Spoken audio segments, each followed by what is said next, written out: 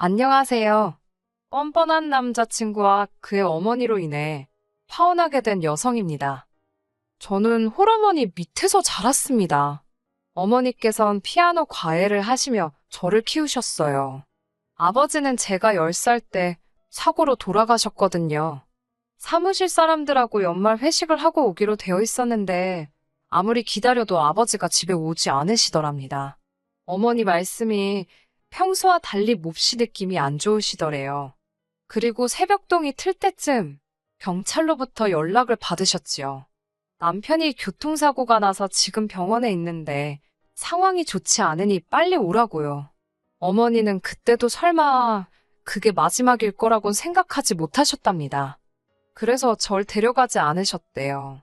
하지만 아버지는 결국 일어나지 못하셨고요. 운전자 말에 의하면 술에 취한 아버지가 도로가에 누워 있었답니다. 게다가 실제로 아버지와 같이 일하던 몇몇 직원들이 아버지가 맥주를 드시는 걸 봤다고 증언하면서 상황은 운전자에게 유리해졌지요. 무엇보다 벌써 20년도 넘은 이야기입니다. 그때는 지금처럼 시스템이 잘 갖춰져 있지 않았기 때문에 정확히 어떻게 된 상황인지 알기가 어려웠어요. 상황이 억울했지만 어머니 말씀이 거기에만 매달려 있을 수가 없으셨답니다. 갑자기 아버지가 돌아가셨으니 먹고 사는 걱정이 더 컸다고요. 결국 어머니께선 피아노 과외를 그만두셨고 외할아버지의 도움으로 작은 호프집을 여셨습니다. 재산이 꽤 있으셨던 외조부모님께선 둘째 딸인 어머니를 불쌍히 여겨 어떻게든 도움을 주시려고 했대요. 하지만 이 사실을 눈치챈 이모와 삼촌들이 난리가 났었다네요.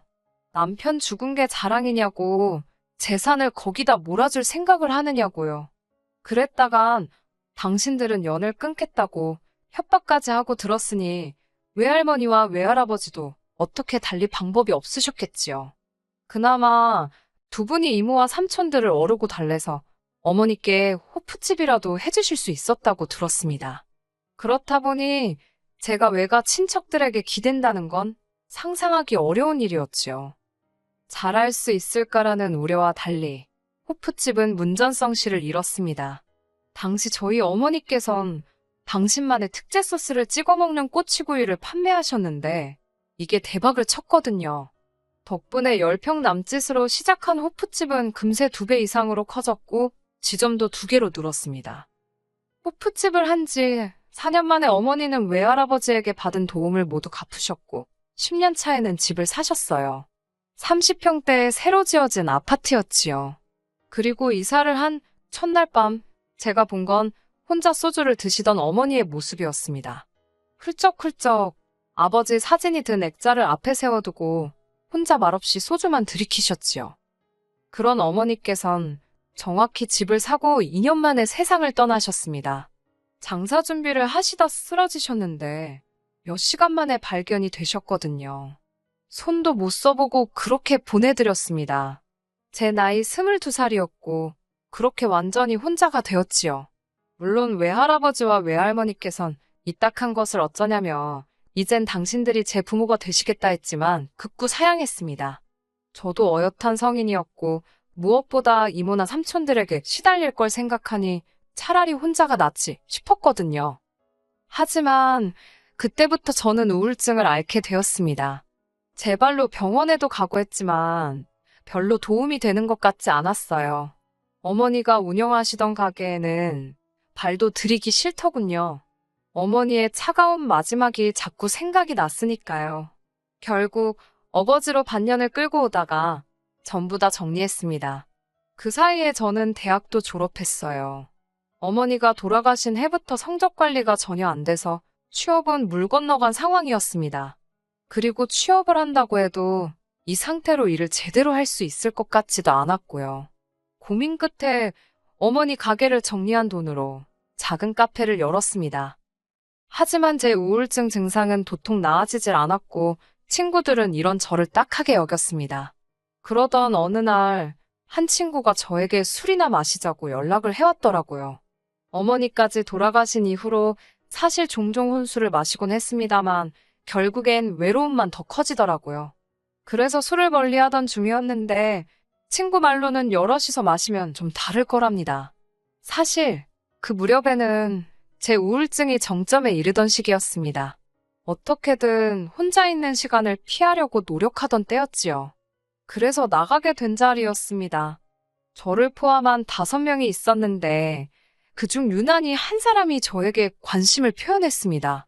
지금의 제 남자친구였어요. 남자친구는 저보다 8살이 많았고 그래서인지 또래들과 달리 어른스러운 사람 같았네요. 술자리 이후로 2~3번 더 만나면서 데이트를 하게 되었고 한동안 느끼지 못했던 즐거움이라던가 행복함을 잠깐씩이나마 느낄 수 있었어요.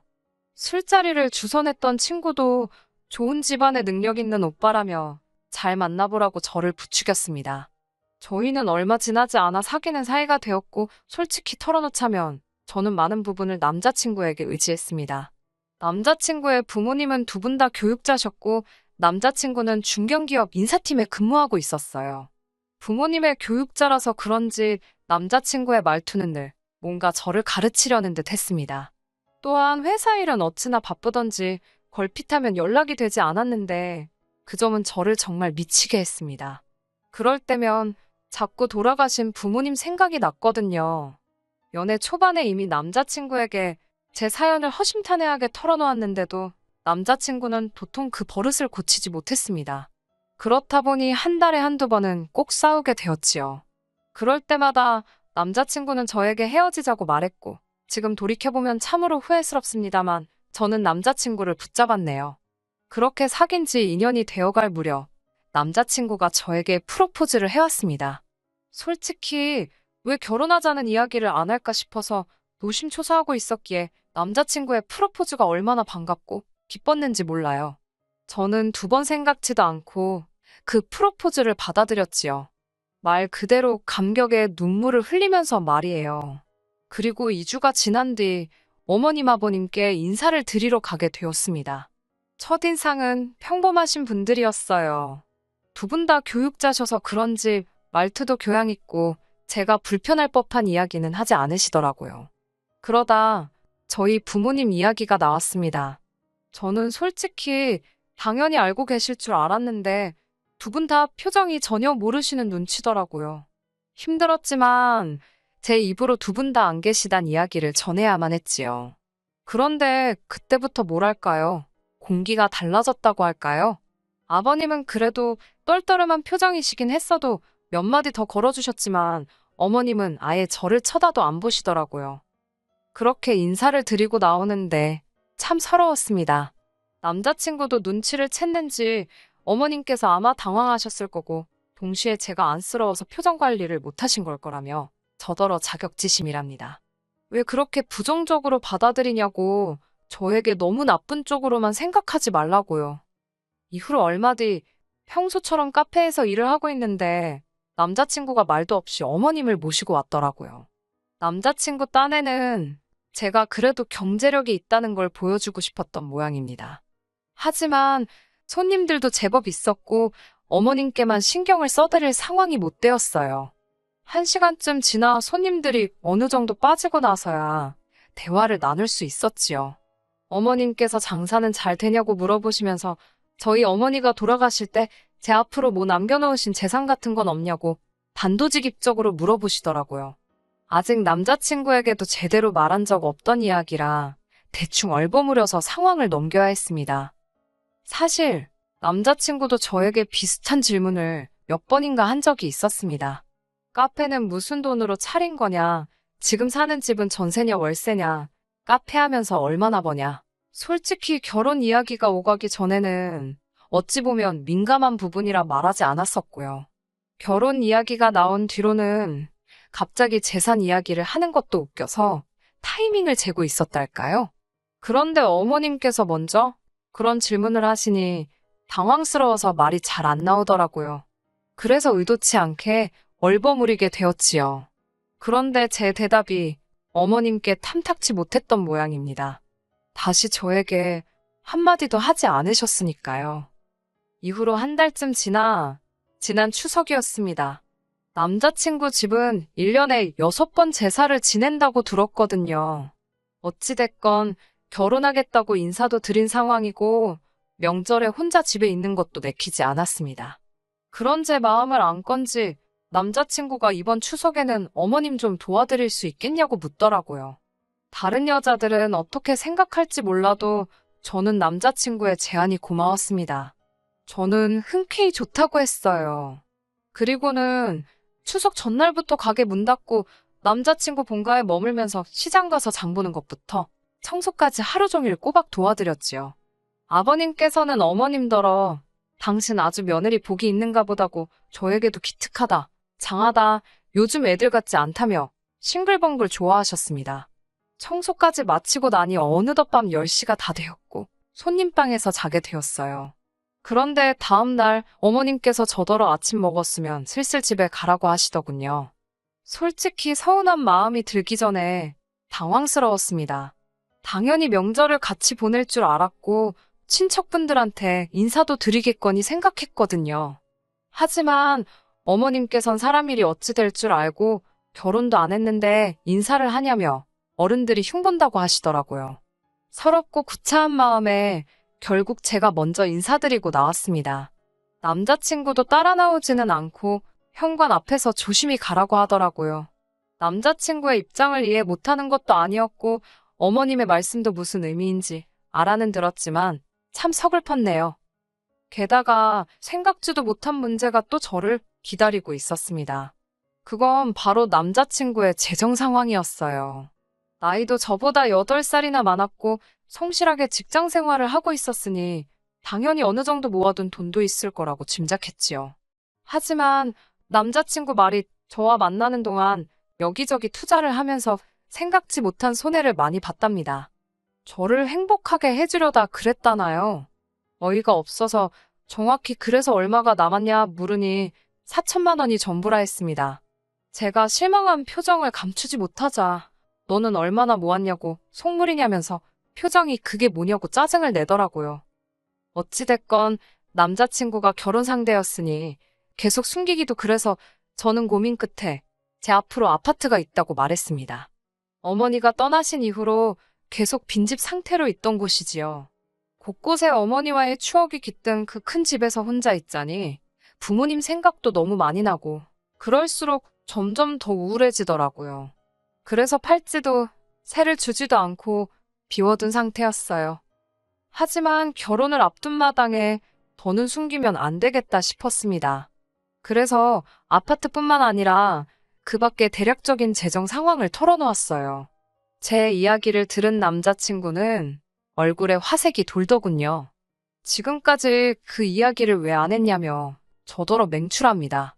저는 혹시나 남자친구가 쓸데없는 생각이라도 할까 싶어 미리 그 아파트는 팔지 않을 거라고 확실히 못을 박았어요.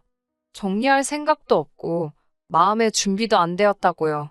남자친구는 누가 언제 그 아파트 팔자고 했냐며 걱정 말라 했고요. 그리고 며칠 뒤, 그러니까 지금으로부터 2주 전 주말에 있었던 일이에요. 카페 휴일이라 모처럼 집에서 쉬고 있는데 남자친구가 전화를 걸어왔어요. 어머님께서 병원 진료 때문에 서울에 올라오셨는데 저더러 좀 태우러 와달라더군요. 전화기 너머로 들으니 어머님이 바로 옆에 계신 것 같아서 싫다 소리를 못했지요. 그렇게 어머님과 남자친구가 있는 병원으로 차를 끌고 갔습니다.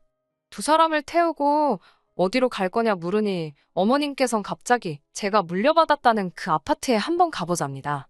떨떠름하기도 했고 일단 점심은 어쩌시냐고 물으니 아파트만 봐도 배가 부를 것 같다면서 아파트로 가라셨습니다. 어머님께선 전과 달리 저에게 계속 말을 거셨습니다.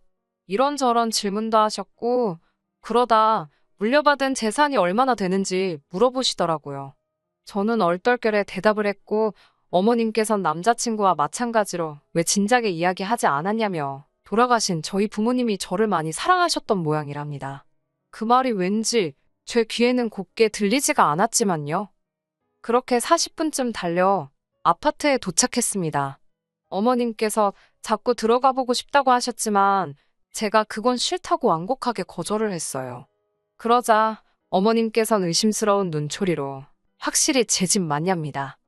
어이없는 질문에 짜증이 좀 났지만 어머니와의 추억도 있고 해서 아직 다른 사람을 들일 마음의 준비가 안 되었다고 말씀드렸네요. 그러자 어머님께선 어차피 곧 우리 다 이 집에 들어와서 살 건데 아직도 그래서 어떡하냐입니다. 제가 당황스러워서 무슨 말씀이냐고 되물으려는데 남자친구가 제 말을 막으려는 듯 다른 주제를 꺼내더라고요. 찝찝했지만 일단은 대충 넘어가야만 했지요. 그리고 비로소 그 다음 날이 되어서야 남자친구와 이야기를 나눌 수 있었습니다. 남자친구가 전화를 받자마자 제가 어제 그게 다 무슨 소리냐고 물었어요. 다 들어와서 산다는 건 무슨 소리며 내시라니?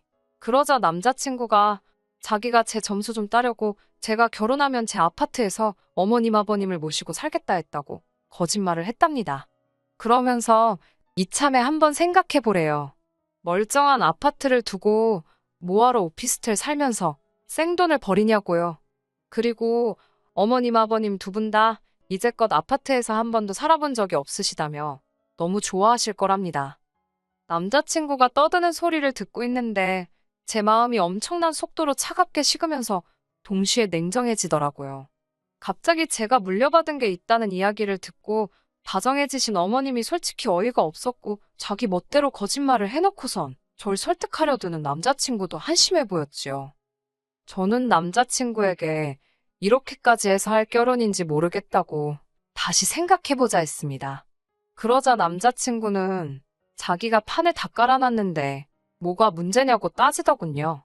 비로소 당당히 허락받고 결혼할 수 있게 되었는데 저더러 정신 차리라나요. 저는 지금 아주 멀쩡하다고 진심으로 헤어지자 했네요. 남자친구는 어이가 없다며 못 들은 걸로 하겠답니다. 그러면서 저더러 어머님 입장에서 생각해 보래요. 아들 다 키워놨더니 부모도 없는 여자랑 결혼하겠다고 드는데 속이 안 상하겠냐고요.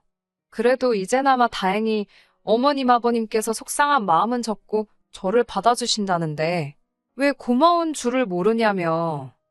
고맙긴 개뿔 뭐가 고맙냐 했습니다. 막말로 내가 지금 팔려가는 거냐고 돈 앞에 아무리 장사 없다지만 사람 그렇게 무시하실 때는 언제고 어제는 하루 종일 웃으시느라 광대뼈가 내려오질 않더라고 써붙였어요.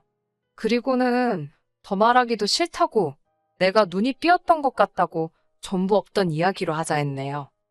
그러자 남자친구가 저더러 후회 안 하냐입니다. 이렇게 지금 가면 자기 부모님한테 다 말씀드릴 거고 그러면 자기랑 영영 결혼 못할지도 모른다길래 그러라 했습니다. 너랑 결혼하고 싶은 생각 이젠 쥐씨할 만큼도 없다고요. 더 어이가 없던 건 그 다음 날이었습니다. 어머님께서 연락도 없이 제 카페로 찾아오셨더라고요. 헤어지자 그랬다며 저더러 갑자기 그러는 이유가 뭐냐입니다. 솔직하게 말씀드렸어요. 모시고 살 생각도 없었고 그 아파트는 계속 비워둘 거라고요. 제 마음 힘든 날 가서 쉬는 그런 곳이라고요.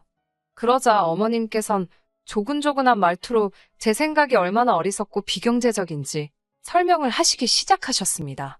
어른이 말씀하시니 예의상 처음엔 듣고 있었지만 결국 아들 간수나 잘하시라고 했네요. 알고 계신지 모르겠지만 다 말아먹고 꼴랑 사천 들고 여자한테 결혼하자는 사람이라고요. 그 나이에 사천밖에 없으면서 젊은 여자 재산이나 탐내면 어떤 정신 나간 여자가 좋다고 하겠냐고 그동안 제 속에 있던 말이 저절로 튀어나가는 것 같았지요. 그리고 어머님도 교육자시라면서 인격 수양 좀 하시라 했습니다. 남의 돈 욕심내는 어머님 밑에서 학생들이 뭘 배우겠냐고 학생들이 불쌍하다고요. 그러자 어머님 얼굴이 울그락불그락 벌개지더니 절 한 대 치기라도 하시려는 듯 손을 올리셨어요. 저도 지지 않고 벌떡 일어서서는 남의 영업장에서 추태 부리지 말고 나가시라 했습니다. 이후로 남자친구로부터 몇 차례 연락이 왔습니다. 울었다 웃었다, 사랑한다 했다가 가만 안 둔다고 했다가 결국 지금은 잠잠해진 상황이에요. 헤어졌다는 사실을 받아들인 거겠지요? 흉흉한 세상이라 당분간은 몸조심하면서 지낼 생각입니다. 어떤 사람이건 간에 원래 눈 돌아가면 무슨 짓을 할지 모르잖아요. 카페도 당분간은 쉬면서 여행이라도 다녀올 생각입니다. 끝까지 들어주셔서 감사합니다. 오늘의 사연은 여기까지입니다. 구독과 좋아요, 알람 설정 부탁드리고 더 좋은 사연으로 다시 찾아뵙겠습니다. 감사합니다.